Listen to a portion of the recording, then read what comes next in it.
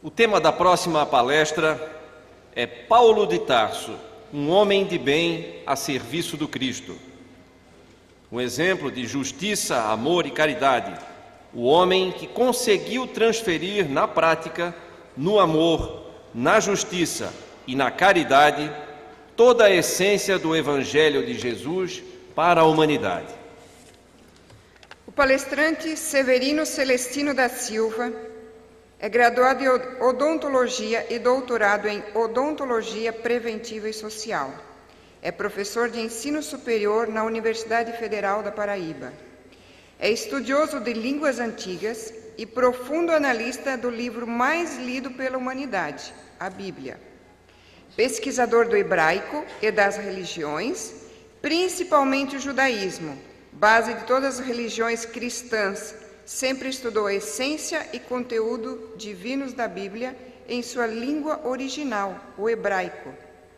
Espírita há mais de 20 anos, estudou toda a obra de Kardec e pesquisadores contemporâneos, relacionando o Espiritismo com a Bíblia. Com respeito e conhecimento, escreveu o livro Analisando as Traduções Bíblicas, e outro mais recente, onde analisa a sublime e consoladora mensagem de Jesus com o título Sermão do Monte, relativo ao famoso discurso proferido por Jesus. Além desse, nós temos lá na frente à venda mais 3 outros títulos de autoria. Então, com vocês, Severino Celestino.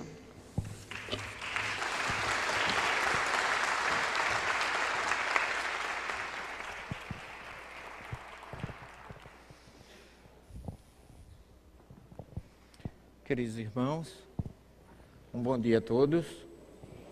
Gostaria de agradecer o grande convite da comissão organizadora do Foreblu. Pela primeira vez que eu me encontro aqui em Blumenau, com uma diferençazinha da minha região, onde lá eu saí, estava uma temperatura, urubu voando com a asa, se abanando com a outra. E aqui a gente encontra assim a gente amanhece o dia, parece uma cebola cheia de cascas, né? Mas, temperaturas à parte, nós tentaremos, depois da ilustre apresentação do nosso querido irmão Zé Fernando Araújo, que falou muito bem sobre a ciência, sobre a neurociência, psiconeurociência e etc, etc. Nós vamos tentar falar um pouquinho com vocês, não sobre o cérebro, a mente, mas um pouco mais sobre o coração. Para quem não me conhece, eu me chamo Severino Celestino da Silva, trabalho há 10 anos na Universidade Federal da Paraíba com Ciências das Religiões, trabalhando em 2 departamentos de odontologia e no departamento de Ciências das Religiões. E nós começamos a estudar o Evangelho de Jesus há 50 anos, exatamente, em 1965, quando eu ingressei no Seminário Arquidiocesano da Paraíba, como seminarista. E eu, naquela época, com muita deficiência financeira, quando vi falar a primeira vez de Israel, na Palestina, do Mar da Galileia, meus olhos enchiam d'água, porque eu tinha um grande sonho. Depois que eu conheci Jesus, eu me apaixonei por ele. Eu ainda não posso dizer que o amo, mas eu sei que eu tenho tentado o máximo possível estar próximo dele. E nesses 50 anos de estudo, tenho trabalhado muito com traduções bíblicas, com textos originais, tentando trazer realmente a verdadeira mensagem de Jesus, para que as pessoas, fazendo como ele diz em João 8:32, conheçam a verdade e possam se libertar através dela. Depois de Jesus, eu conheci um homem chamado Saul, do hebraico, chamado de Deus, que traduzido para o português chama-se Saulo, e nós temos um Saulo para a nossa honra, aqui presente, que é o Saulo Gomes, que eu conheci ainda como seminarista. Eu, interno no Seminário Arquidiocesano da Paraíba, já acompanhava em 1966 as suas grandes reportagens na televisão, na antiga Rede Tupi, se eu não me engano, é isso? Então, gente, eu vou tentar unir hoje 2 homens, o Jesus judeu, o Saulo judeu, que na mesma origem, um da tribo de Judá, que era Jesus, da família de Davi, e o outro da tribo de Benjamim. Esses dois homens se uniram no presente, vindo da espiritualidade, com a mensagem de amor, de libertação, de prática do bem, de fraternidade universal, inigualável. E que servem, naturalmente, de grandes exemplos para todos nós. O Saulo, então, ele foi um homem que primou, exatamente, como diz Kardec, na nossa conhecida obra, o Evangelho segundo o Espiritismo, que o verdadeiro homem de bem é aquele que pratica a lei de amor e caridade e justiça em sua essência. E eu vou tentar trazer esse homem chamado Paulo de Tarso para essa ótica, porque esse homem não viveu com Jesus, mas também apaixonou-se por Jesus. E deu a sua própria vida, depois de fariseu da tribo de Benjamim, pela mensagem libertadora do Evangelho de Jesus. Eu realizei esse sonho de ir à terra de Jesus em setembro de 2000, já está fazendo 15 anos. Depois de lá, eu já fiz umas 10 viagens a Israel. Esse ano, inclusive, eu já estive lá. E também fiz os caminhos de Paulo, e de João e de Maria, na Ásia Menor, atual Turquia, e na Grécia, 4 vezes.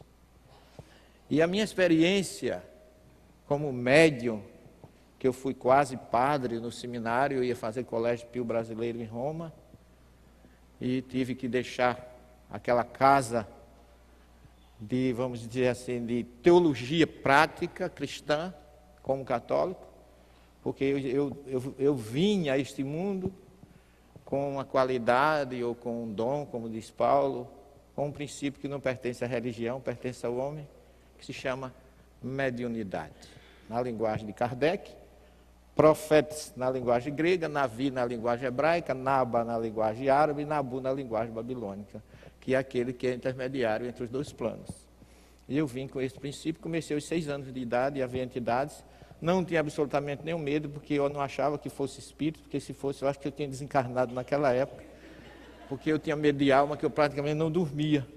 Mas eu vi os espíritos, como eu estou vendo aqui o Saulo e o Júnior, e para mim eram pessoas normais.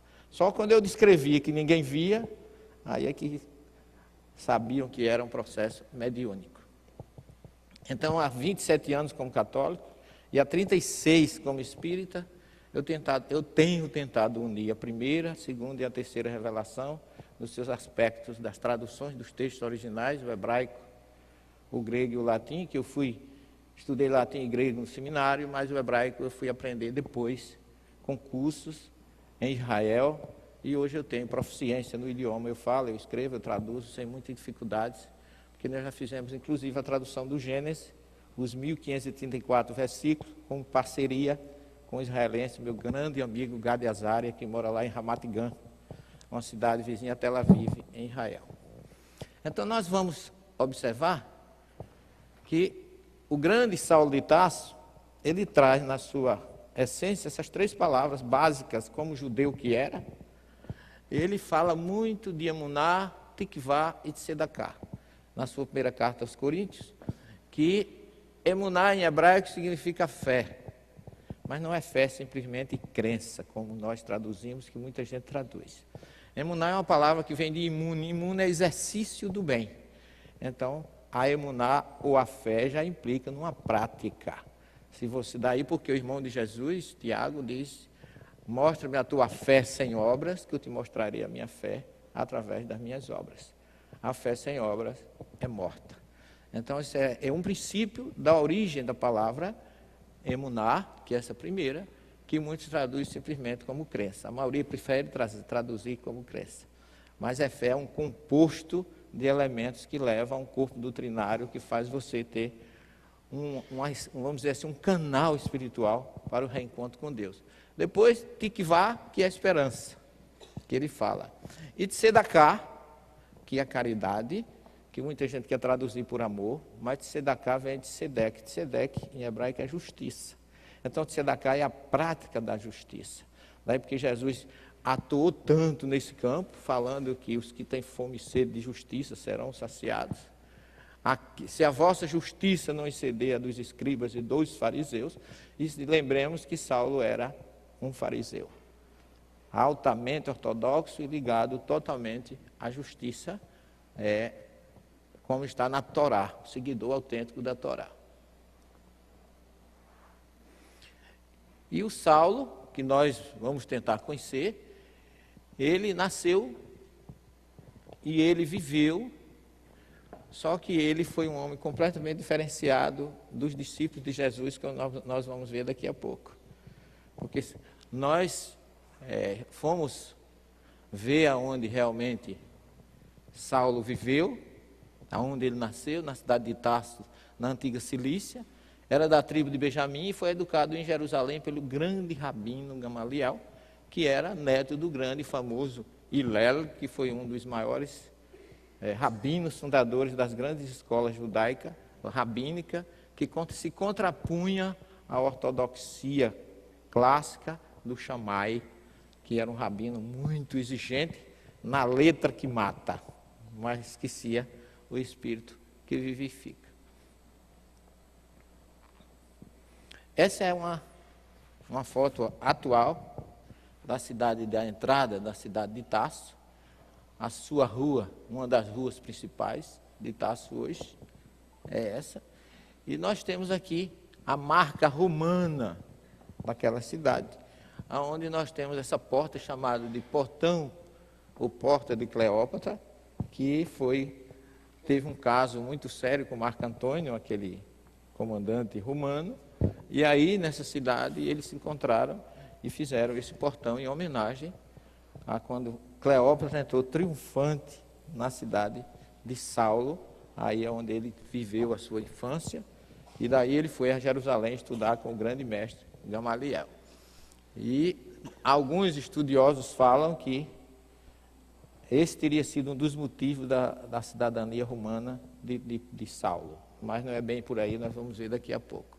Isso aqui é um bairro onde viveu a família de Saulo, e tem um poço. Esse poço ainda hoje ativo, com 30 metros de profundidade. Se extrai água ali, a gente toma. A água não é muito boa, eu gosto de experimentar tudo, né? Tem um gostinho de enxofre, mas dá para beber. Não me ofendeu, nem causou nenhum problema, não. Mas eu tomei. Porque sempre tem uma pessoa que extrai. E aqui de frente desse poço ficavam aquelas residências antigas, lá em Tarso, onde diz que a família de Paulo viveu.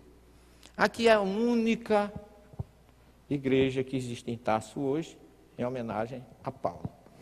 Como espírita, eu vou sempre como grupo de pesquisas, que é a nossa última obra chamada Comunidades do Caminho, exatamente os 4 anos que nós fizemos de busca na Ásia Menor e na Grécia. Mas eu nunca deixei de ir a esses locais que não fosse com a visão científica, geográfica e espiritual. Porque eu sou espírita há 36 anos, acho que o espiritismo é maravilhoso e não precisa do subnatural, como Kardec nos ensina. A gente tem que ser pé no chão, porque é uma doutrina muito séria. A gente não pode falar daquilo que não conhece e não entende. Mas tem acontecido coisas, as minhas 4 ou 5 primeiras obras, eu me liguei muito aos conceitos originais dos textos sagrados. Esse último livro eu fugi um pouco, porque desde a primeira vez que eu fui a Israel, eu tive porque quando a gente chega em Israel, quando a gente chega nesses locais onde viveram Jesus e seus sucessores, quem tem um pouco de faculdade mediúnica não pode fugir do que sente muitas vezes e do que vê.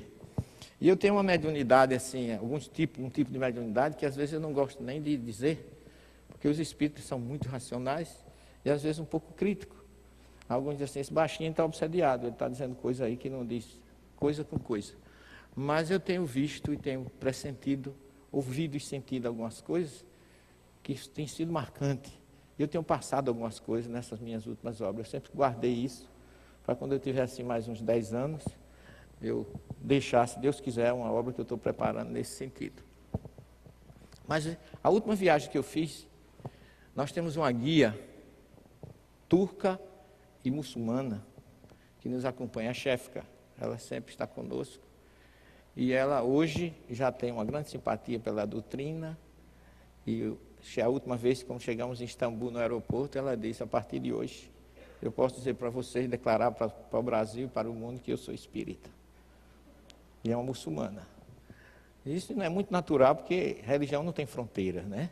É uma questão de foro íntimo. Então, quando eu cheguei na igreja de Tarso, na última viagem, ela disse assim, professor, o senhor vai falar alguma coisa para o grupo?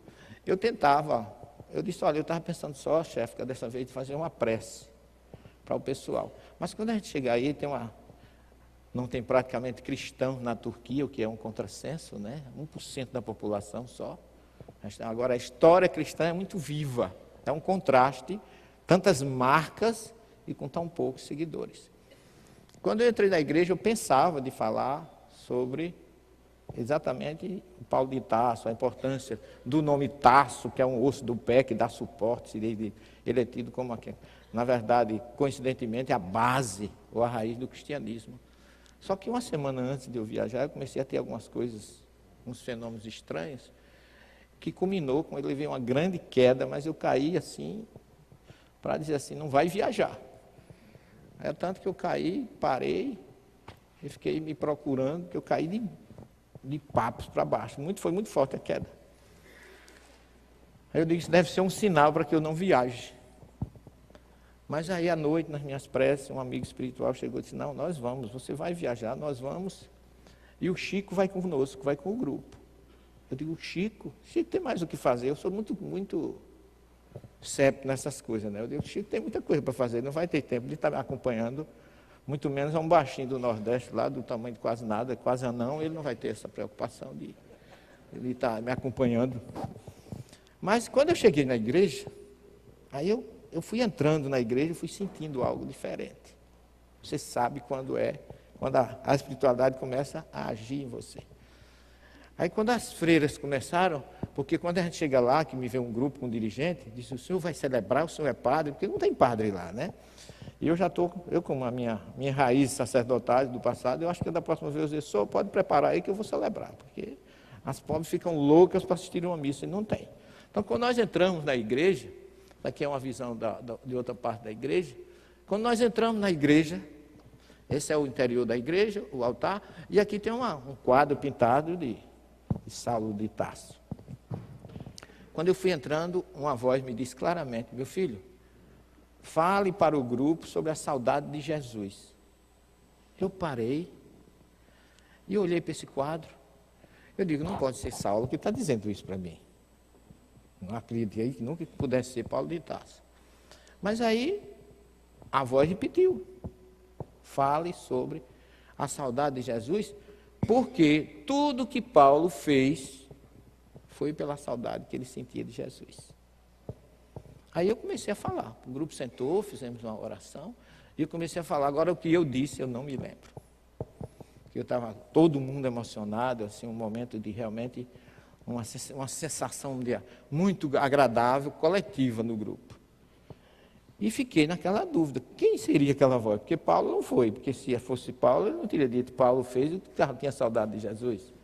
E fui embora, não disse para ninguém. Só que quando nós saímos da igreja, já com destino a Antioquia, essas são as freiras que tomam conta lá do grupo. Se vocês observarem aqui, porque a foto não dá, eu estava muito emocionado, eu estava enxugando, gastando, porque nessas minhas viagens, agora eu estou levando lençol na mala, não levo mais lenço não. Porque lençol absorve melhor, né? Então, quando nós saímos, eu tive uma outra visão, porque eu tenho umas regressões espontâneas, não sei porque eu não peço, mas vem. Isso em Israel, a Galileia, então, para mim, é imbatível nesse sentido, revelações muito fortes. E quando eu saí da igreja, que nós pegamos a estrada para Antioquia, a estrada desapareceu, Zé. E quem eu vejo? 3 homens, de bastão na mão, caminhando na poeira, estrada de terra. E aí eu tenho um irmão que anda comigo, desculpa a brincadeira, mas eu chamo Galvão Bueno, porque eu não sei quem é. Mas ele vai narrando muitas coisas que vai acontecendo. E aí o meu Galvão Bueno olhou para mim e disse assim, você não se surpreenda, porque você conhece muita história desses homens. Eles andaram muito nessa região. E eu pude concluir que era Saulo, Barnabé e João Marcos, que fizeram a primeira viagem, saindo para Antioquia. E fui caminhando, não falei absolutamente nada para ninguém. Isso aqui, gente, de todos os discípulos de Jesus, porque todos os discípulos de Jesus, menos Judas, se tornaram apóstolos, porque o discípulo é aquele que aprende com o mestre. E Jesus usava um verbo, depois que ele escolhia os discípulos dele, ele usava o verbo sholer, que em hebraico significa enviar. E sholer, eis que eu vos envio como ovelhas entre os lobos, sejam simples como as pombas e prudentes como as serpentes. Esse foi o grande conselho dele. E Paulo nunca viveu com Jesus. Ele, aqui nesse local, que fica às margens do mar da Galileia, eu olhando essa fotografia depois, eu me emocionei muito, porque eu também sinto muita saudade de Jesus. Até aí eu não sabia de quem era a expressão saudade de Jesus, desconhecia totalmente. E aqui, Jesus escolheu Pedro, Tiago e João, os primeiros, Simão. Aqui ficava o trapiche, hoje o mar já baixou mais um pouco, porque o mar da Galileia está sendo muito drenado, a questão da água, né, para irrigação. As margens desse mar, ele começou a escolher seus discípulos, mas Saulo não participou dessa escolha.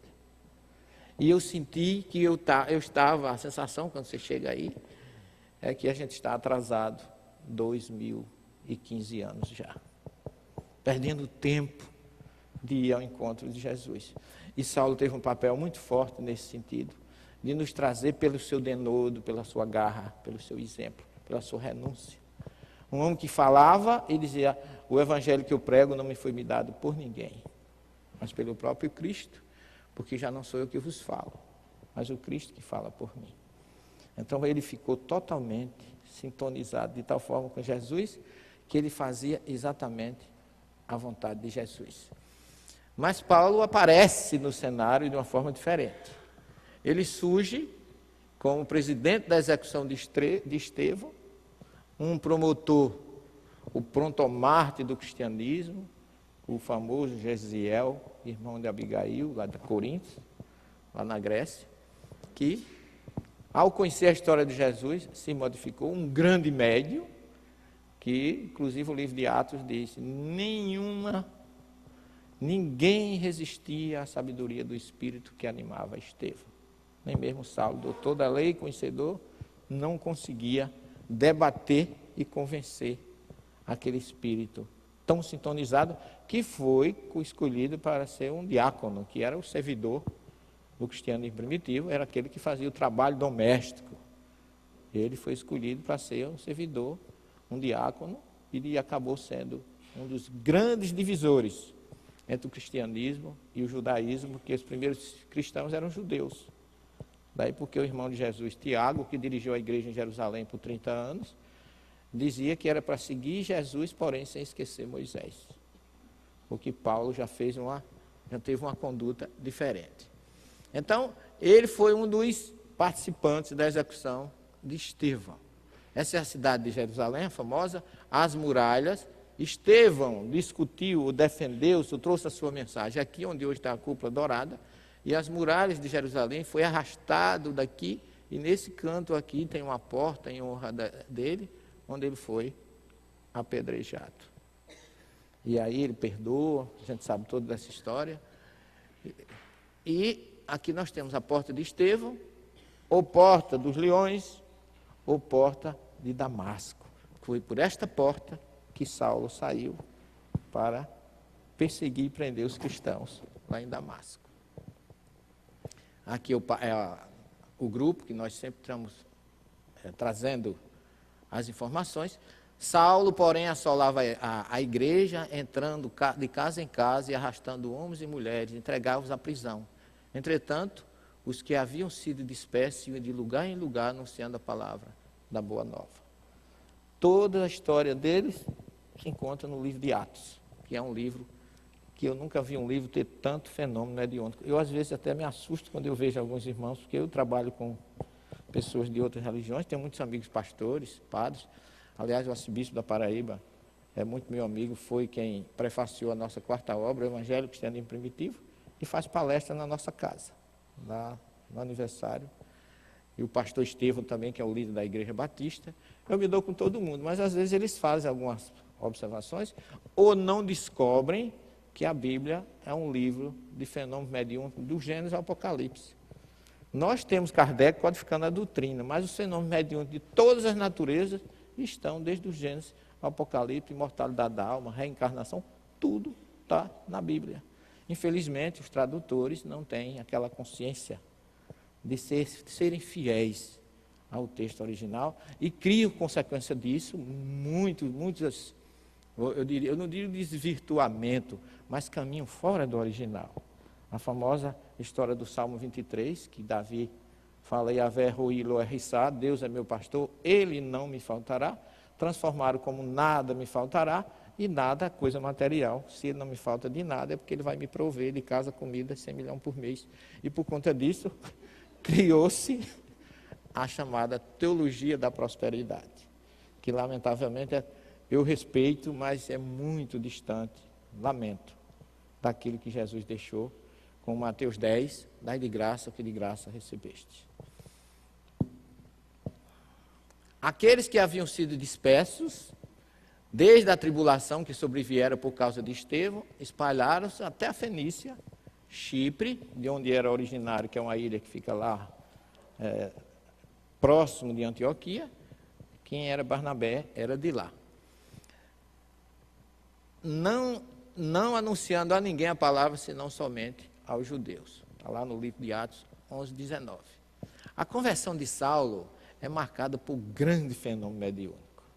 Vocês observem que a famosa, está lá, narrado lá no livro de Atos, capítulo 9, a famosa queda de Saulo, ela é pautada de muitas informações importantíssimas. Né? Porque vem uma luz, vem uma pneumatofonia, porque ele escuta uma voz direta, Saulo, Saulo, por que me persegues? E vem a pergunta do homem ortodoxo, irredutível, fortemente arraigado nos princípios da Torá, que é a Bíblia hebraica, e ele pergunta, quem és tu, Senhor? Eu sou Jesus, a quem tu persegues.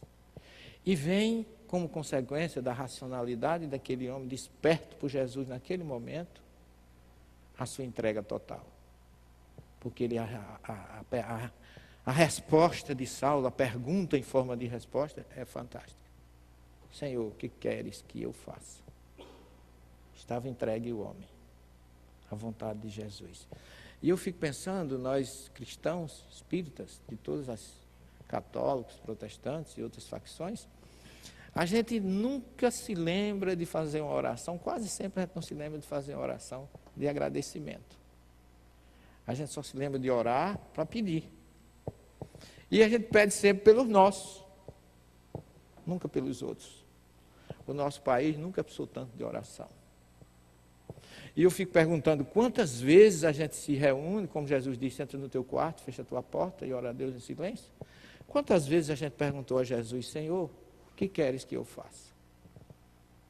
Nas nossas orações diárias.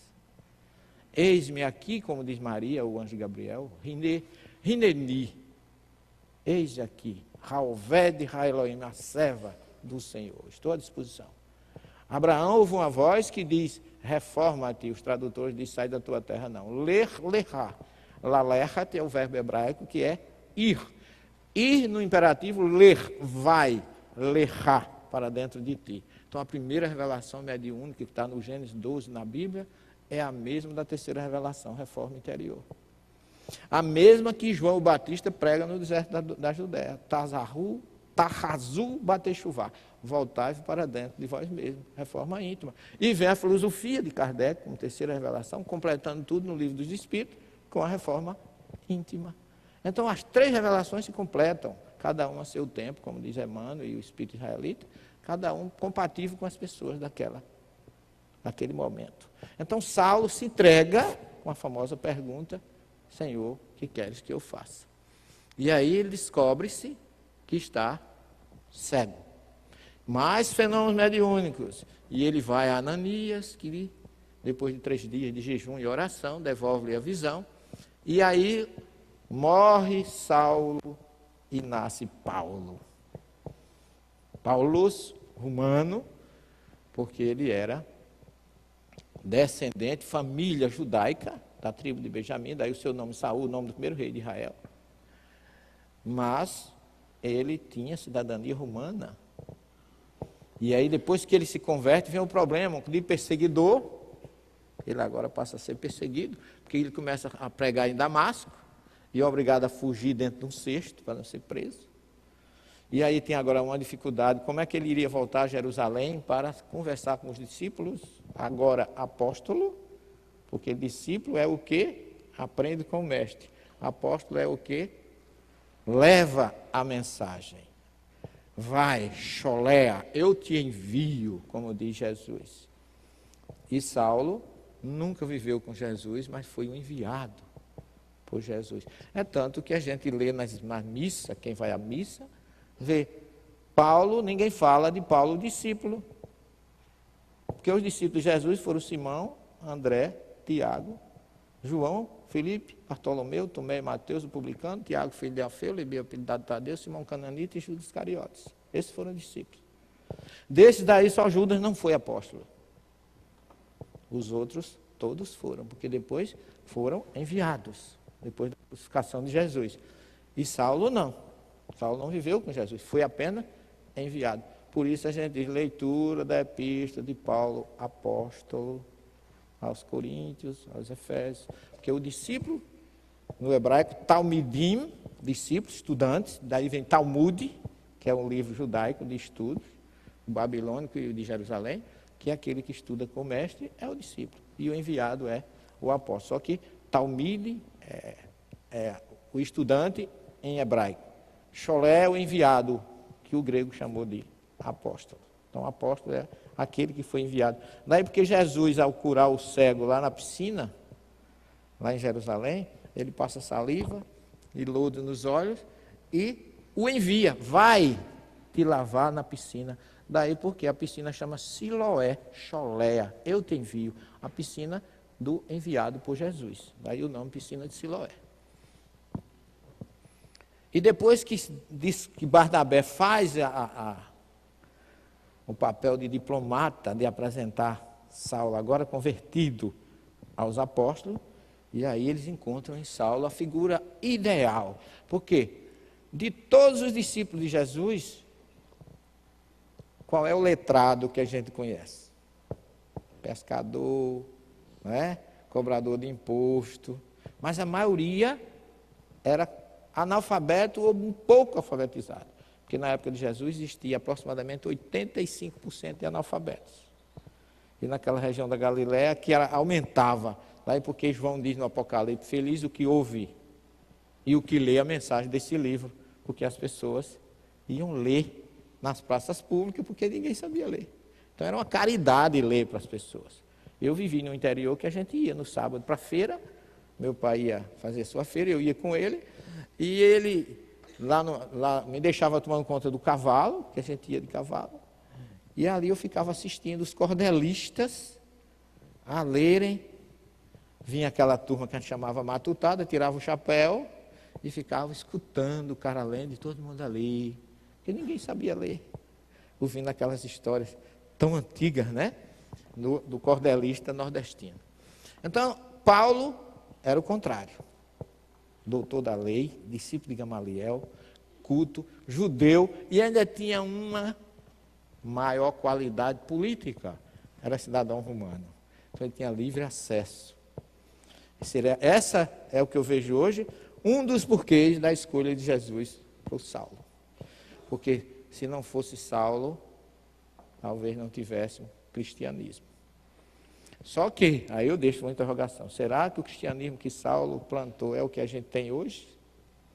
Daí a nossa responsabilidade como espírita de ressuscitar o cristianismo primitivo do 1º, 2º e 3º século, que é aquele cristianismo cristalino, de amor, de simplicidade. É aquele que eu diria a vocês que como estudioso, agora não estou falando como espírita, como estudioso de ciência das religiões, desde a origem do sagrado até o neopentecostalismo, eu posso afirmar, como estudioso, não como espírita, que de todas as religiões que eu conheço, a que mais se aproxima do cristianismo primitivo é a doutrina espírita. Não é porque eu sou espírita, eu estou falando como pesquisador, não estou falando nem como espírita. Então, Antioquia é escolhida como a cidade ideal, porque tinha 500 mil habitantes, quase 1 milhão de habitantes naquela época, e Antioquia ficava no limite com a Damasco, naquela região, e é uma cidade ainda hoje, uma cidade bonita, e que tem ainda uma energia espiritual muito forte. Porque o cristianismo do primeiro século, meus irmãos, foi um cristianismo de grutas, cidades subterrâneas e catacumbas, por causa das perseguições.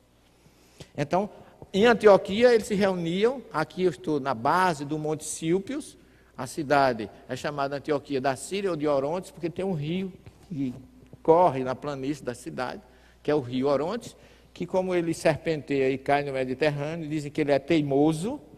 A palavra Orontes em turco é aquele persistente, teimoso.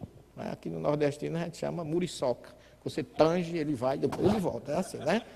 É o pernilongo aqui de você, né? Tanto faz você assanhar, como ele volta mesmo. É bumerangue, né?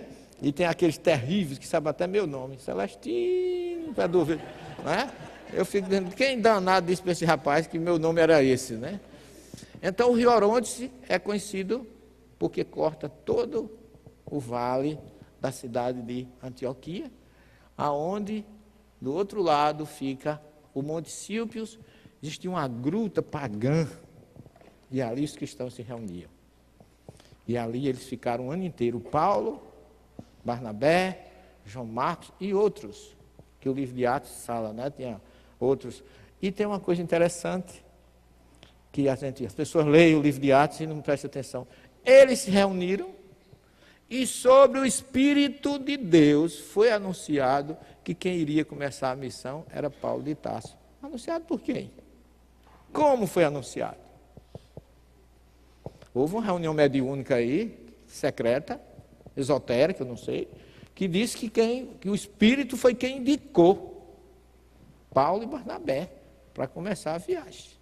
E eles começam, em Antioquia, essa gruta, ela tem 13 metros por 9 de altura, por 6 de largura.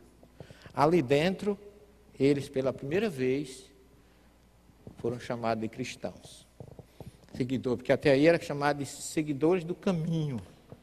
Porque Jesus diz, Ani Haderech, Haemet Verhaim, eu sou o caminho, ou eu estou no caminho, na verdade, e nas vidas. Então, eles se titulavam seguidores daquele que dizia que é o caminho, porque a palavra derech, em hebraico, não é só estrada ou via, como se diz em latim. Derech é um corpo doutrinário. É um grupo de conceitos ou de atitudes que formam uma doutrina espiritual. É derech. Por isso que Jesus disse que derech é estreito. A estrada, derech, é estreita, porque ela resume ou faz com que você se liberte das coisas materiais em detrimento das coisas espirituais. E foi aqui tem um batistério ainda hoje, um ícone com Pedro, e aqui à esquerda tem um túnel, porque ali, eles, na hora da perseguição, eles entravam por aqui nesse túnel e iam embora. Essa é considerada a primeira igreja física fora de Jerusalém que se tem notícia. A cidade de Antioquia. Cidade muito, muito bonita. E Paulo saiu com Barnabé e João Marcos e não andava de avião, nem de ônibus, nem de rural, não tinha. Não é? Não sei se vocês sabem, mas esse homem caminhou levando a mensagem de Jesus entre a Ásia Menor, a atual Turquia, e Grécia, 12 mil quilômetros. Sem desistir. Apanhou várias vezes. Foi apedrejado. Foi chamado de louco, sofreu perseguições, foi mordido de escorpião, naufragou, passou por tudo que alguém possa pensar de dissabor. E muitas vezes, quando ele era assaltado, ele dizia, graças a Deus que não levaram a mensagem do meu mestre Jesus. E a gente viaja às vezes, porque do Nordeste para aqui é uma... né? E a gente vem, mas a gente vai para o aeroporto de táxi. Não é? O cara do check-in trata a gente muito bem, pois não, senhor, eu me assusto, senhor, sou eu. Não é? Depois você embarca, aí vem para o aeroporto e reclama, fiquei tantas horas no aeroporto, Paulo dormia em cavernas. É quando chega, vem gentilmente, né, vem um médio de transporte como o Júnior ali, vai me buscar lá em Floripa, ainda pergunta assim, o senhor fez boa viagem? Se olhar para as viagens que Paulo fazia, meu filho, eu vim de Aerobus. Né? Quer dizer, nós temos que imitar esses tipos de pessoas, porque a história de Paulo é maravilhosa. Né? Obrigado. Então era um homem que não tinha... Eu fiz os caminhos de Paulo, a Turquia, né, tem época que o Nordeste fica fichinha perto dele, que é quente. É quente que só o perispírito não sente a temperatura, porque Kardec disse que não sofre influência de temperatura, mas até ele ainda se abala um pouquinho. Né? E quando ele chega em Antioquia, ele sai na primeira viagem deles, ele sai da Antioquia, porque todas as 3 viagens dele saíram de Antioquia. Sempre aqui. Ó. Né? Essa aqui está o resumo das viagens dele. Chipre, onde nasceu Barnabé. E quando ele chega aqui em Perge, já perto de Antioquia da Psídia, Paulo enfrentava, pessoal, essas montanhas da cadeia do Taurus. Muito áridas, e ainda tinha uma questão mais forte que era chamada, isso aqui são montanhas da cadeia do Taurus, que é chamada antiga porta da Cilícia, que hoje está bonitinha, asfaltada, mas naquela época era um corredorzinho, e ali era ponto dos assaltantes. Eles não são novos na nossa vida, naquela época já tinha. Né? E ali eles ficavam, porque o ambiente era propício. Tinha assaltos aí, ele vencia tudo isso. Quando ele chega em Perge, aí ele olhou as montanhas da cadeia Taurus e disse assim, que maravilha, Paulo. Olha, Barnabé, vamos transportar essas montanhas e vamos para o outro lado. João Marcos, um menino, porque a turma jovem realmente é adolescente e parece que é mais velho, e o velho é que fica adolescente. João Marcos disse, eu não vou mais não estou nessa não. E voltou, desistiu da viagem, porque eu estive lá e eu sei porque ele desistiu. Talvez tenha sido até um colega dele na desistência, porque não é fácil. Não é fácil, gente. Só um Paulo, eu fico admirado com a energia que era movida aquele homem. Que não tinha tempo ruim para ele, nem na morte, nem na morte. Nem um privilégio, disse Emmanuel a Chico, em nome da doutrina. Nem um privilégio Paulo teve em ser seguidor de Jesus. Então não vamos buscar privilégio. Nós vamos ser incompreendidos, vamos ser chamados de obsediados, só para os colegas, entre os colegas. Agora os outros não. Eu tenho um apelido aí, uma alcunha de 666,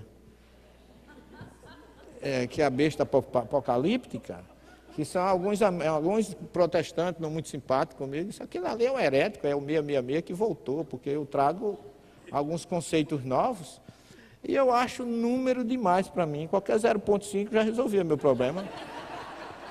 Não estou nem aí. Não tem problema nenhum, meu filho. Pode chamar. Eu procuro sintonizar com o meu mestre. O resto para mim é troco. Não tem problema nenhum. Vou muito bem, sei da minha insignificância, mas eu quero, como Paulo, eu quero, como falou o Zé aqui de manhã, antes de mim, nos antecedeu, que Jesus apareça. Não estou preocupado em aparecer, não. Eu quero ser, como dizia Inácio de Antioquia, que foi considerado o 3º discípulo, eu quero ser o trigo moído na boca do leão para encontrar o meu mestre Jesus, o Cristo. Isso é que é confiança no amanhã. É certeza da imortalidade da alma e da espiritualidade que nos espera. E a nossa bagagem não é física nem material. É toda espiritual. Agora vamos começar a inteligência de Saulo. Não sei se é questão genética, viu, Saulo, mas você observe, isso aqui, todo mundo traduz, as pessoas que traduzem em grego, traduzem ágora como praça. Mas praça é uma coisa mais circular. A ágora, ela é quadrada. É o shopping center da humanidade antigamente. Ela tinha, isso aqui tudo são arqueologia de lojas antigas. Paulo teve uma loja aqui, isso aqui é a ágora de Éfeso.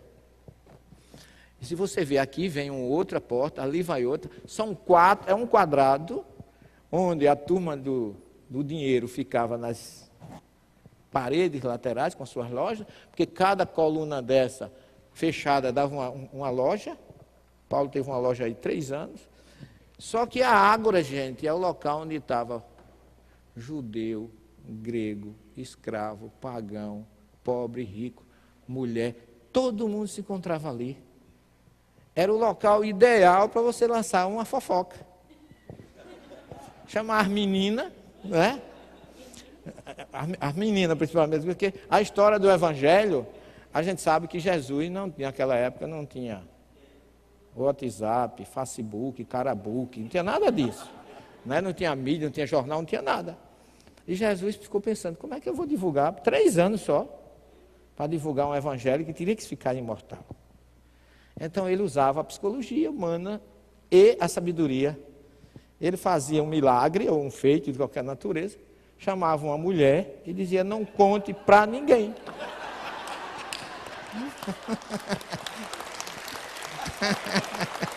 Pronto. Resolvi o problema em meia hora. Galiléia, de Samaria, todo mundo sabia de tudo. Nada pessoal, que a minha mulher está ali. Mas você foi que começou. Você disse que as meninas... Só que se alguém for dormir na rua, sou eu e você hoje. Eu nisso cuido de um lado e a minha cuida do outro. Mas se você analisar, Mateus fala da ressurreição de Jesus, que apareceu primeiro a quem? Maria de Madalena. E dessa vez ele não disse não conta, ele disse vai contar o que tu viste. Ele já sabia que não adiantava proibir. Maria, aquela ali, eu já conhecia. Né? E aí Mateus diz assim, ela foi correndo, ela não foi nem andando. Ela foi correndo contar aos discípulos que tinha visto. É muito natural. E era assim que as coisas... E Paulo, que também era crânio, ele ia para as ágoras, onde estava toda a população de seminário. Ninguém melhor do que ele, porque conhecia a Torá muito bem. E qualquer problema que ele tinha, ele dizia, eu sou cidadão romano. Então ele tinha livre acesso. Inclusive foi preso aqui, que fala da prisão de Paulo em Éfeso, mas foi preso pelo prefeito da cidade para que ele não fosse morto. Porque Demétrio e os seus ourizos queriam apedrejá-lo. Então ele, em vez de pregar nas sinagogas, ele passou a pregar nas ágoras. E foi aí que ele conseguiu difundir tanto o evangelho. Teve algumas dificuldades.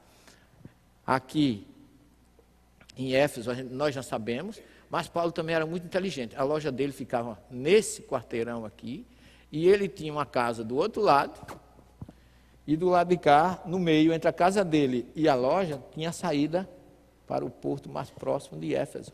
É tanto que ele já fazia a coisa de tal forma que quando ele tivesse qualquer dificuldade, ele tinha para onde sair. Ó. Isso aqui era a saída. A ágora ficava aqui, a casa dele ficava aqui e a saída para o porto.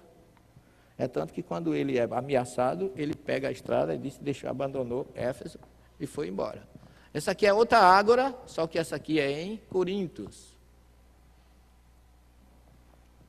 onde ele também encontrou Priscila e Áquila, que tinham sido expulsos de Roma, porque eram judeus, só que eles também eram tecelões, fabricantes de tendas. Então deram todo o apoio que Paulo precisava. Jesus sabia prover tudo.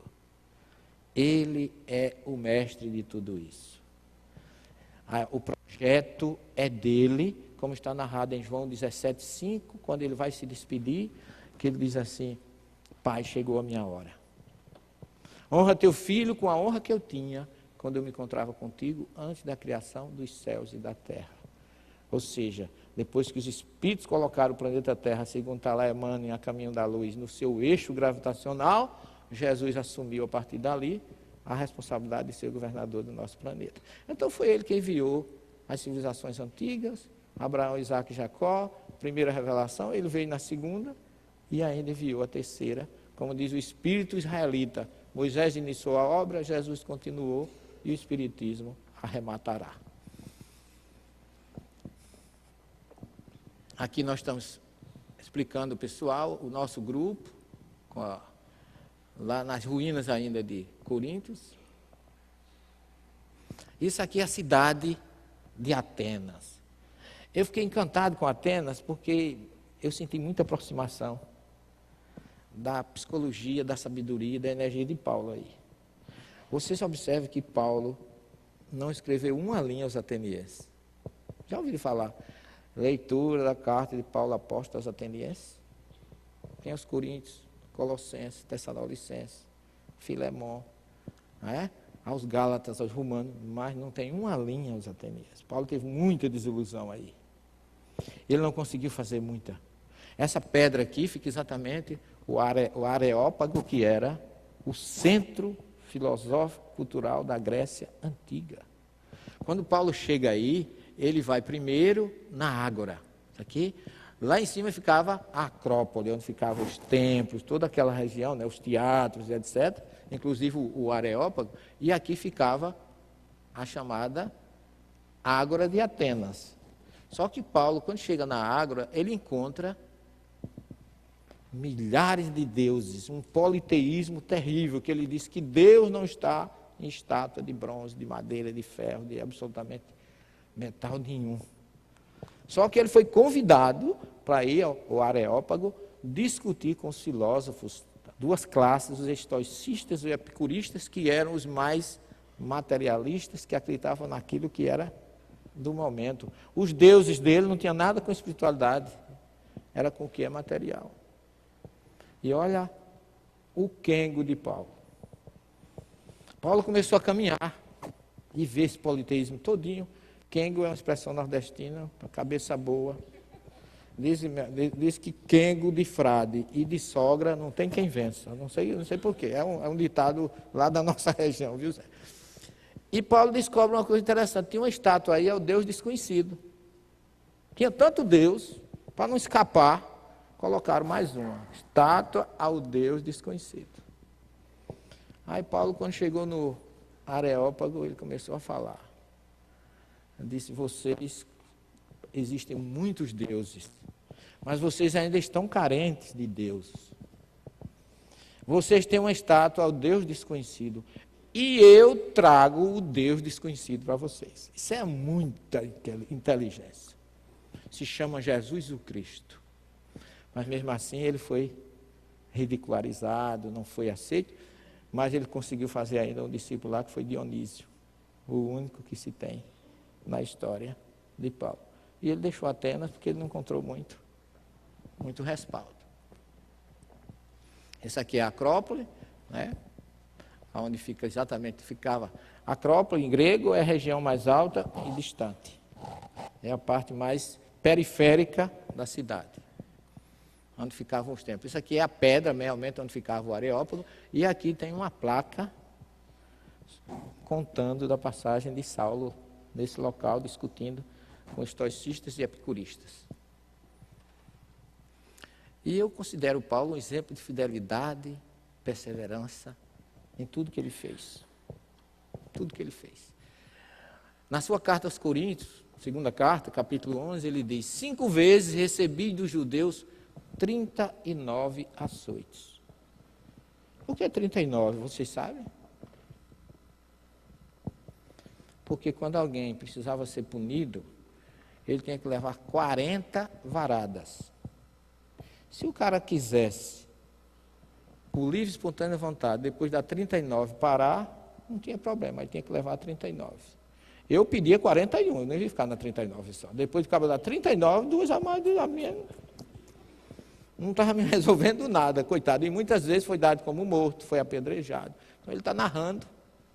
Uma vez fui apedrejado, 3 vezes sofri naufrágio, passei um dia e uma noite exposto à fúria do mar, Muitas vezes passei por perigos em viagem, perigo em rio, perigo entre assaltantes, perigo entre meus próprios compatriotas, perigo entre os gentios, perigo na cidade, perigo no deserto, perigo no mar, perigo entre falsos irmãos, etc, etc. Observem, só dificuldades. Agora, esse homem tinha tanta confiança em Jesus, meus irmãos, que narra que lá em Éfeso, o lenço que Paulo se enxugava, as roupas que Paulo usava, curavam qualquer doente. Bastava entrar em contato com ela. Ele foi naufragado na ilha de Malta e ele curou todos os doentes da ilha depois de ser mordido por uma víbora, que quando viram que ele não tinha nada, os nativos disseram que ele era um deus. E ele curava com a impulsão das mãos. Lá em Troade, perto de Troia, ele curou um jovem, Eutico, que ele estava pregando, o jovem caiu e morreu, ele foi lá e ressuscitou. Quer dizer, era um homem de uma energia. Quando ele, na primeira viagem, quando ele chega na ilha de Salamina, que ele vai a um ambiente, falar com o procônsul, tinha um mago judeu chamado Elimas, que era o nome grego dele, e ele começou a se opor à pregação de Paulo, dizendo que ao cônsul que não aceitasse o que Paulo estava dizendo, que aquilo não procedia. Houve alguma dificuldade mediúnica, um passe resolve qualquer coisa? E Paulo, quando ele vê o camarada ficar, Elimas fazer naquele... Não aceite que essa conversa é balela, ele era assistente do procônsul. Aí Paulo diz assim, você está se opondo à mensagem de Jesus o Cristo. Portanto, eu te ordeno, fica cego. E no mesmo momento o cara ficou cego. O que é que vocês acham, hein? Aí diz Lucas, no mesmo momento o procônsul aceitou Jesus. Você acha que alguém não ia aceitar na hora dessa? Esse cara foi inteligente ou burro? Que ninguém era besta de ficar cego também, né? Um guia guiando o outro. No mesmo momento ele ficou curado.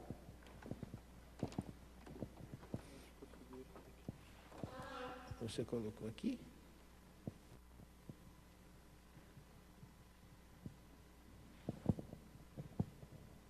De vez em quando ele faz isso.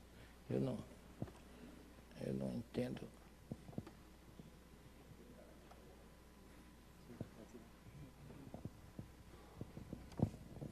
Fechado, o programa abriu. Não sei.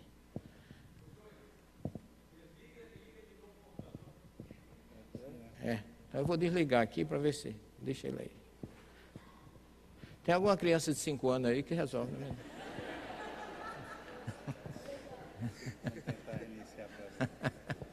Eu às vezes, quando eu estou nessa dificuldade,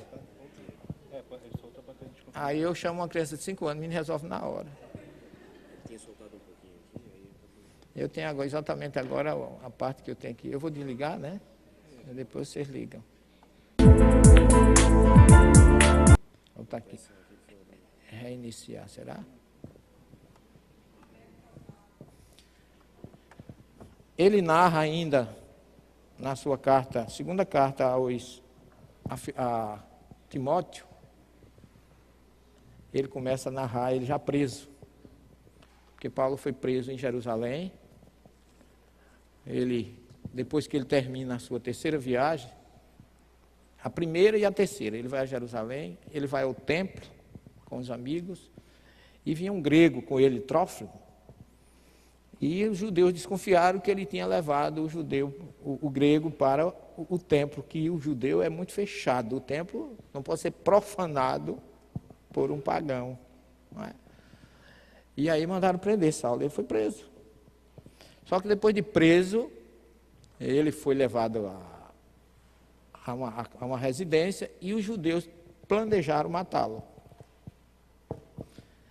E um sobrinho dele avisou ao comandante e ele foi levado para o palácio de Antônia, que ficava vizinho ao templo de Jerusalém.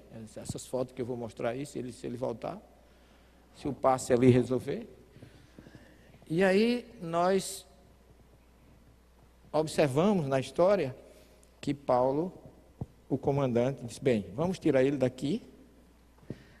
Designou 150 soldados, porque já estava tudo planejado que no dia seguinte eles iriam apedrejar. E levaram ele para Cesareia, e ele foi ao governo Félix, que era o governador de lá, se defendeu, mas Félix, por questão política, deixou ele 2 anos preso. Depois que Félix é sucedido, ele é enviado, ele passa por mais um julgamento, e aí ele diz assim, eu sou cidadão romano, e eu quero ser julgado por Roma. E aí, antes ele é amarrado, é como diz a história, dá uma surra nele que depois a gente conversa. Quando ele foi amarrado, ele já estava, coitado, cheio de cicatrizes, de apedrejamento, de tudo, aí ele pergunta para o comandante, é lícito açoitar um cidadão romano sem julgamento? Aí o camarada vai lá e diz ao comandante, olha, mestre, chefe, ele é cidadão romano. E ele está perguntando se o senhor vai açoitá-lo sem julgamento.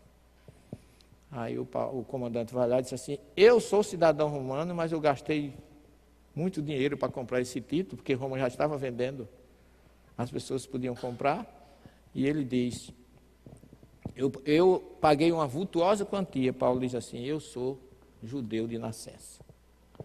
Quer dizer, de onde vem a cidadania romana de Saulo? Lá em Antioquia, onde ficavam os batalhões romanos, todo o tecido, todas as tendas dos militares daquela região era produzido pelos pais de Paulo, que era quem fornecia os tecidos e fornecia as tendas. Então, a história que não existe livro teológico em português narrando isso, eu colhi na Turquia, livros em turco, que fala que ele recebeu a cidadania por uma espécie de gratidão de Roma pelos serviços prestados. E aí, quem era filho de cidadão romano, automaticamente, foi aí que Paulo recebeu a cidadania romana dele, que o salvou de muitas dificuldades, apesar das que ele já tinha passado. Mas o projeto de Jesus era exatamente que aonde fosse possível ele fosse livre. E aí ele é levado a Roma, naufraga, todo mundo sabe disso. Flávio Josefo, um dos grandes historiadores, fala que lá em Puccioli, lá em Nápoles, vizinha a Nápoles, estive lá, teve uma colônia romana, ou judaica naquela época, e Paulo desembarcou ali, e Pedro foi encontrar com ele lá. E ele ficou em Roma ainda, só que em Roma as perseguições começaram, e em Roma a gente pôde visitar, não deu jeito aí não? E ainda não reiniciou não? Esse tempo todinho. Tudo bem. A gente mostra, antes de terminar, se ele quiser entrar no ar, a gente mostra. E aí o cristianismo passou a ser de catacumbas. Eu percorri toda a Via Ápia, tem inúmeras, porque Roma tinha um medo grande de morto. Nem o cidadão romano era enterrado dentro das muralhas de Roma, era fora. Então ali haviam pedreiras que eles escavavam para tirar pedra, e aqui eles foram formando catacumbas. São Calixto, Domitília, São Sebastião, que a que eu visitei, a catacumba de São Sebastião, é a que é mais dedicada a Pedro e a Paulo. Porque ali eles pregavam, ali eles confortavam os seguidores de Jesus. Para vocês terem uma ideia, a catacumba tem 3 pavimentos, 3 andares, cada andar tem 12 quilômetros de extensão. São 36 quilômetros debaixo do chão, em forma de peixe. Tem o eixo e tem peixe. É tanto que eles dizem assim, quem sofrer de claustrofobia, não entre. O nosso grupo, às vezes, entra no máximo 30, 25. O que eu fui a primeira vez, porque lá é proibido filmar e fotografar. Mas se o cabo disser para um pesquisador que é proibido filmar e fotografar, é mesmo que dizer assim, filme e fotografe. Saulo sabe disso. Um microfone escondido, né, Saulo? Uma câmera escondida, mas o cara vai lá. Você vê isso todo dia na mídia. Eu ia deixar de ir em Roma de filmar e fotografar isso. E Deus é tão bom, não sei se foi Paulo ou foi Jesus, que botou a guia, uma espanhola, menor do que eu, minha alegria, né? Então, o caminho é em fila indiana. Tá certo? Eu botei 16 na minha frente. Eu era o 17 com a filmadora, filmando, fotografando com o meu tablet sem flash, para não chamar a atenção. E filmei, fotografei tudo que eu tinha direito. E quando a baixinha ia falar, aí eu botava a minha câmera de cabeça para baixo, não queria mostrar, eu queria só o som, e eu colhia tudo, e ela não viu absolutamente nada. Quando termina, tem um salão muito imenso, e ali a gente fez uma oração, uma prece, vendo aqueles desenhos, o pão, o peixe, que era o verdadeiro símbolo do cristianismo primitivo, e a gente sente ainda hoje, quem tem um pouco de mediunidade, a energia espiritual daquele pessoal.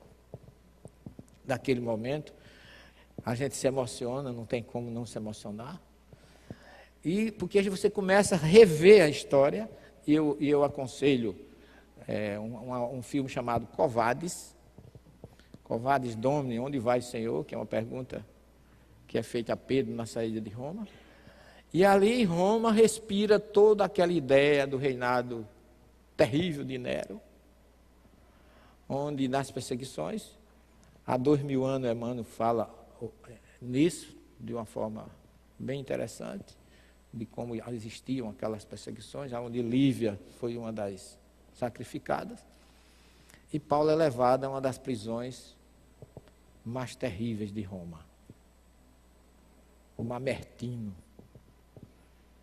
E eu confesso a vocês que você entra hoje, depois desse tempo todinho, sabendo que vai sair, e você não se sente bem.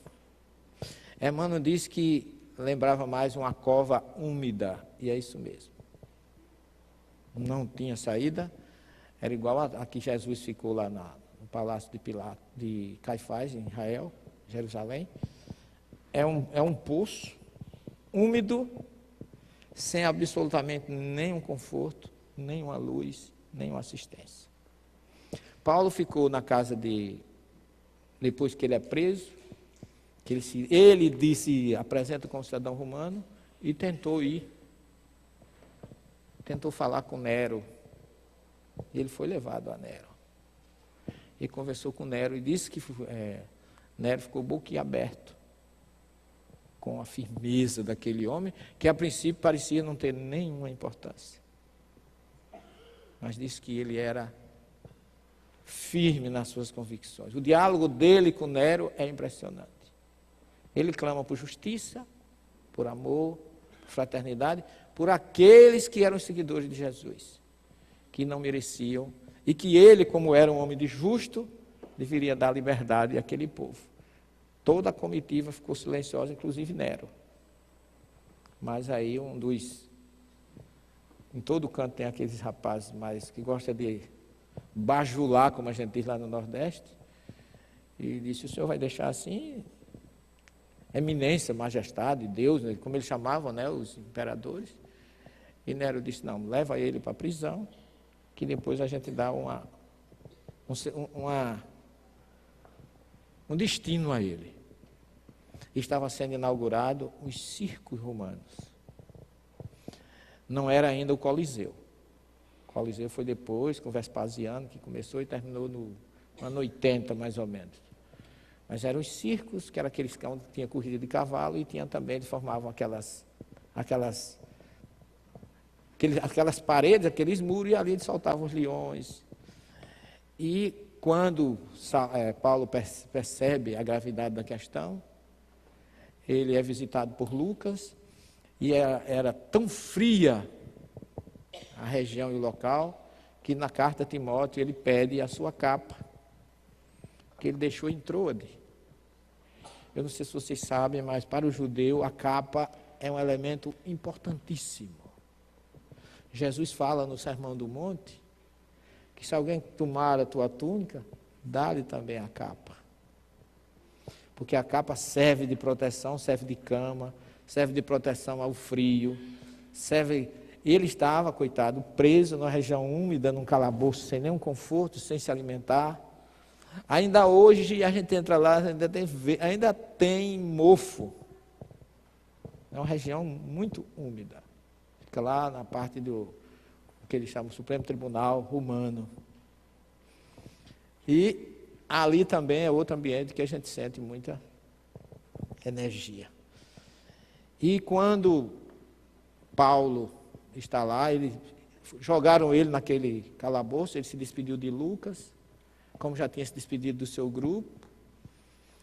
E quando ele é jogado naquela cova úmida, ele disse que não se lembra quanto tempo ficou ali, mas perdeu os sentidos pela fome, pela sede. E quando despertou, ele começou a ouvir o clamor dos cristãos nos circos, ficava próximo. E ele lamenta não poder estar lá no meio deles para confortá-los, para ajudá-los. E aí nos narra Emmanuel, que depois de 3 dias, a prisão é aberta, é madrugada, Paulo é retirado de dentro da prisão, amarrado com cordas muito firmes, o seu braço, suas mãos, e ele sai naquele cortejo de madrugada. Quando ele vai saindo da prisão, vem um vigia noturno e cospe-lhe no rosto. E ele não teve condições nem de se enxugar, mas relembra de Jesus, que também passou por aquilo, e vai em frente. Quando chega na Via Ápia, eu percorri toda a Via Ápia. Tem um local onde ele é. Hein? Não tem problema, já. Eu tenho um pendrive, é só para mostrar as fotos finais, né? É interessante que vocês acompanham melhor, porque já está perto de terminar. É, né? Então vai dar.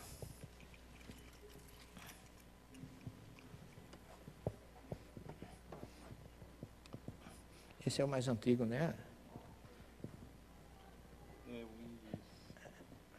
Mas ele passa bem. Você vai achar o título. Vamos ver onde é que está. E ele é levado, e o chefe dos soldados sai pela Via Ápia, depois disso, manda eles partirem, e tem uma área lá na Via Ápia que chama Scala Coeli, aonde ele chega. Quando eles param, o chefe, o comandante diz assim: Paulo, Nero e os pretorianos declaram que você foi condenado à morte. E ele olha para o comandante e diz assim: nenhum cristão, nenhum seguidor do meu Senhor Jesus teme a espada de vocês, que só pode matar o corpo físico. Vocês não destruirão a possibilidade da minha vida, continuarei vivendo, mas eu vou encontrar com Jesus.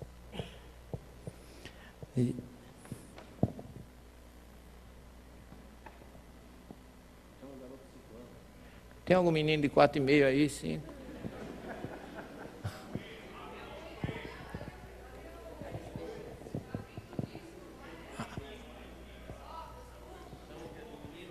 O segundo, esse aí? Abre esse aí. Não, esse aqui é local, nosso. É do disco aí. Tem que abrir aqui embaixo.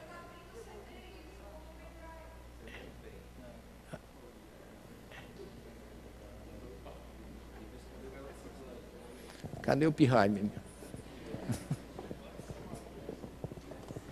Deixa isso aí, Não só. está lendo o pendrive, peraí, deixa eu ver. Botei no outro na entrada, vamos ver. Nós mudamos a porta agora, vamos ver. Esse é do computador, né?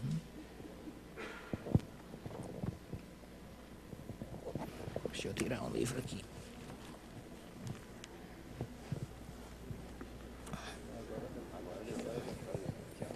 Entendeu? Está vazio? Está dando vazia. Não. Agora não deu mais. Deixa eu ver aqui. Deixa eu ver. Esse F aí. Não, deixa. A gente vai dando passo o resto da manhã e não chega lá. Não é? Então Saulo diz assim: eu não temo a espada de vocês, que pode destruir a vida física, mas não destrói a ligação de nenhum dos que foram sacrificados ontem, nem a minha própria vida. E aí eles ficam espantados com a firmeza dele. E diz, o chefe puxa a espada e diz assim: caminhe 20 passos. Paulo caminha e ele começou a tremer. Disse: eu lamento imensamente o que eu sou obrigado a fazer. Paulo disse: não lamente, não lastime por mim, lastime por vocês mesmos e por César Nero, que vai ser cobrado no mundo espiritual o que vocês estão fazendo. E lamento mais ainda por vocês, que continuarão obedecendo à insanidade daqueles que não conhecem o amor. E aí a espada dele começou a tremer. Ele disse: não trema, faça o seu papel. E com um golpe certeiro, ele corta a cabeça de Paulo. Antes, porém, que isso acontecesse, passa uma moça cega, enxugou o rosto de Paulo com o seu lenço, passou o lenço no rosto e voltou a ver. A cabeça dele rola no chão e, de repente, ele sente uma escuridão imensa e sente que ele, naquele momento, é arrastado por mãos invisíveis para um local distante que parecia ser como se estivesse sob uma árvore. Aí ele começa a escutar uma voz.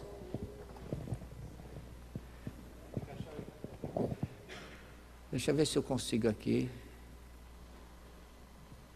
É isso aqui, ele falando a Timóteo, como eu já falei para vocês. A prisão, né? Eu já narrei também, levado a Roma. Isso aqui é Cesareia de Herodes, onde ele ficou 2 anos preso sob o governo de Félix, que é o único porto artificial de Israel em toda a história que foi construído. Porque todo o porto é feito num local aproveitando a geografia. Ele ficou 2 anos, né, no governo Félix, e aí vai a Roma, faz aquela viagem, desembarca aqui em Pucciolo, que fica perto de Nápoles. Onde nós estivemos, mais um pouquinho para cima fica Pompeia. É aqui que Flávio Josefo disse que houve uma grande colônia judaica, e aqui são as catacumbas que eu falei para vocês, que é proibido entrar. Essa de São Calixto, em memória, é a única que tem essas placas lá em Roma, em memória a Pedro e Paulo. Você vê que é escura mesmo, lá embaixo a gente não pode fotografar com flash, a escadaria descendo. E aqui a prisão de Paulo. Olha, aqui nós estamos no plano térreo. Aqui é uma porta que daqui para baixo deve ter uns 6 metros de profundidade, porque para você descer, olha o local como é. Terrível. E ele foi obrigado a ficar num ambiente isolado, por ordem de Nero. Olha quantos degraus você desce para chegar no local onde ele ficou preso. Antes dele ir para a Via Ápia, em Roma, a rua, tudo tem nome de via, porque em latim via é rua, né? Rua e estrada. Essa aqui é a Via Hóstia. Tem uma placa simbolizando o abraço que eles dão entre si, antes do sacrifício. Pedro se despede dele. Pedro também é crucificado na Via Ápia, só que de cabeça para baixo. E ele vai para esse local. É aqui que o carrasco, quando arranca a cabeça, ele começa a sentir as dores imediatamente cessam, e ele é levado para um ambiente Só que ele estava lembrando da estrada de Damasco, porque ele continuava cego. Passou a não ver. Sofreu um choque. Mas aí ele começou a ouvir vozes. E a voz que ele ouviu foi uma voz muito familiar. Ele ouviu a voz de Ananias. Ele grita: Ananias, é você? Sou eu, Paulo. Eu voltei da mesma forma que fui enviado pelo Cristo na estrada de Damasco para devolver-te a visão. Quando ele enxerga, ele vê uma luz se aproximando e vem mais um vulto importantíssimo ao seu encontro, que é o seu grande mestre Gamaliel. Aí perguntam a ele: qual é o seu desejo? Paulo se lembra de Jerusalém, se lembra de Abigail, se lembra de Estevão, e pede a eles que quer voltar a Jerusalém. E nos narra Emmanuel que ele sai fazendo uma viagem inversa, por todas as cidades da Grécia, Corinto, Tessalônica, Troade, vem pela Turquia e chega em Jerusalém e ficam sobre o Monte do Calvário. E eles começam a fazer uma prece. Quando eles começam a fazer a prece, vem uma luz muito forte. E aparece Jesus, Estevão e Abigail.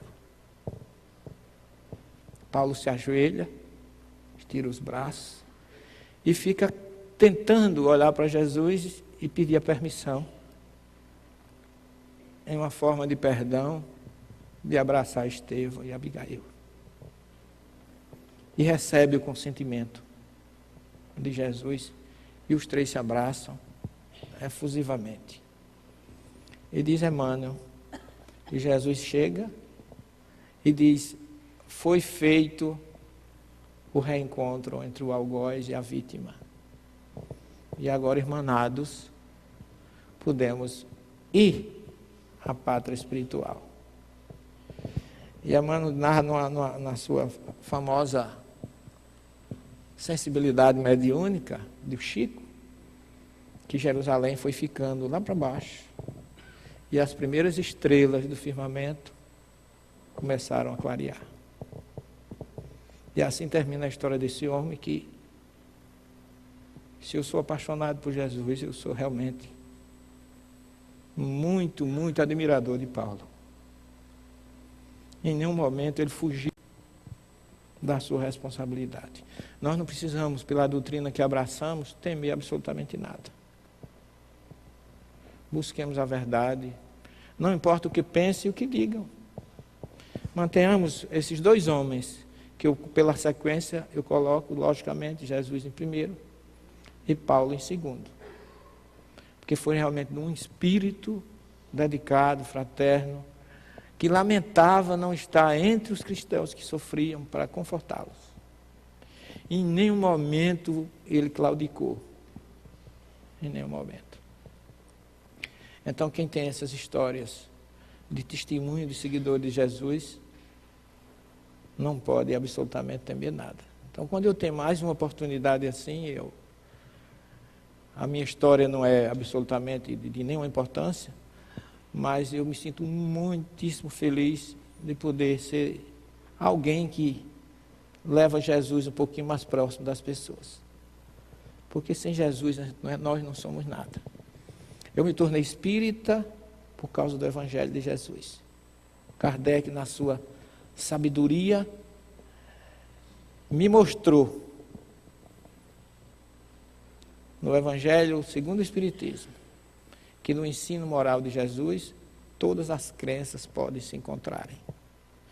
E aquele católico ortodoxo que só via a Igreja Católica despertou aí pela dor do chamado e porque eu passei 3 anos como espiritólico, que é uma mistura de espírita com católico. Eu ia para a missa no domingo, comungar, na quinta e na sexta eu ia para o centro pecar. Aí no domingo eu ia, me limpava, e na quinta eu voltava de não ficar assim. Até que um dia não dá para ficar assim, eu pensei, né? Quando eu comecei a ver o que era realmente espiritismo pelo estudo, aí um dia eu fiz uma prece a Jesus e disse, meu Senhor, porque muitos espíritos já tinham dito que eu ia começar uma nova missão. E eu queria somente dar minha aula na universidade e viver para minha família. Era tudo que eu desejava depois de tanta dificuldade que eu tinha.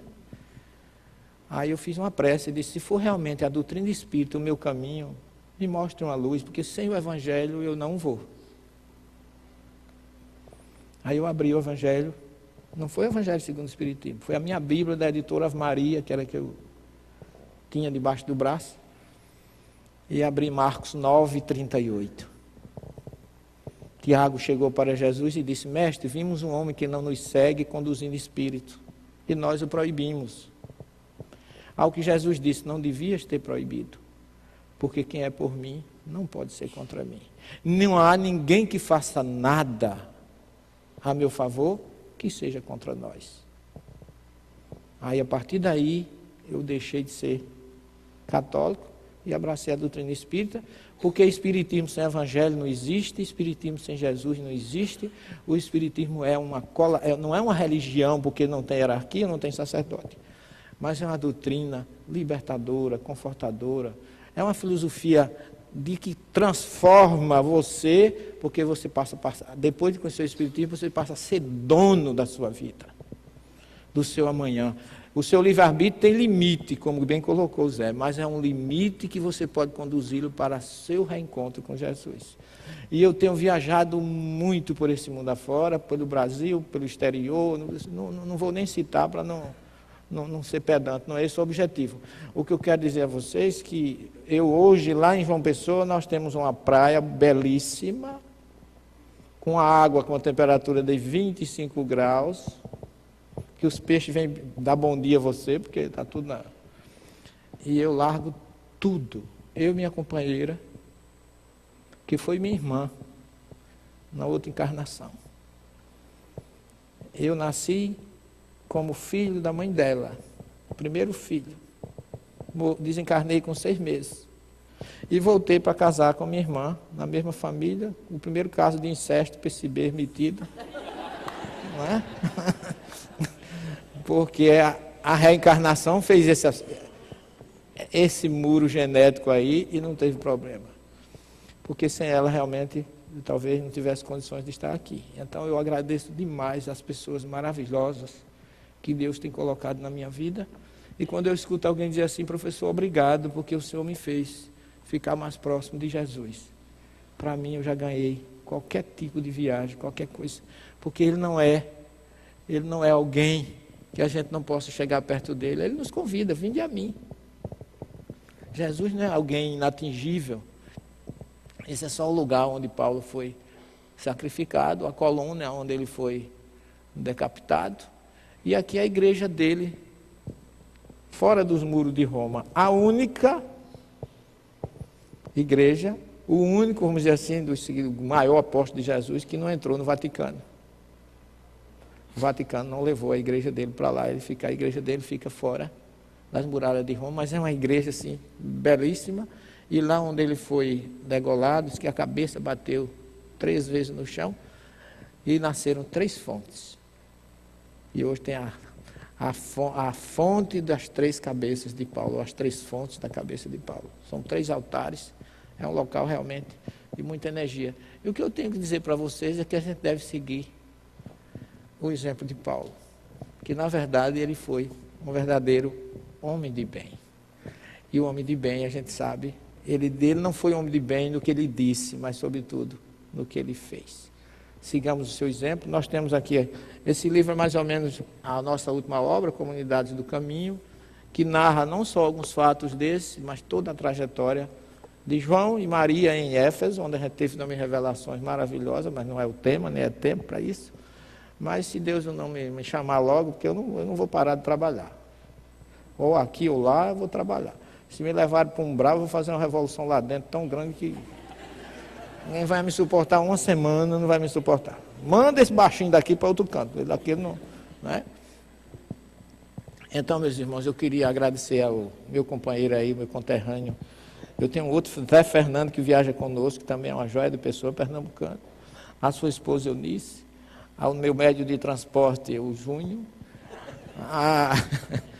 A todos a alegria de rever Saulo, de rever o nosso irmão aí, que está fazendo, vamos dizer assim, o Clóvis, o Renato, e todos vocês, que eu espero que, se Deus um dia permitir, a gente possa até voltar aqui para estender um pouco mais o nosso diálogo, não ficar assim tão preso a tempo, não é, Zé?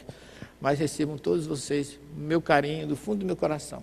E tenho certeza, os nossos irmãos protestantes dizem uma coisa muito interessante. Eu tenho um irmão que é pastor da Assembleia de Deus, vocês vejam que, não grave isso aí não, ninguém é perfeito, né?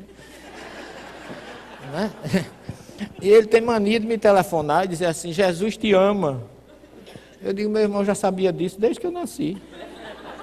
Agora eu não sei se a gente ama ele, porque eu tenho trabalhado exatamente para corresponder esse amor, porque se eu não responder não vai adiantar absolutamente nada.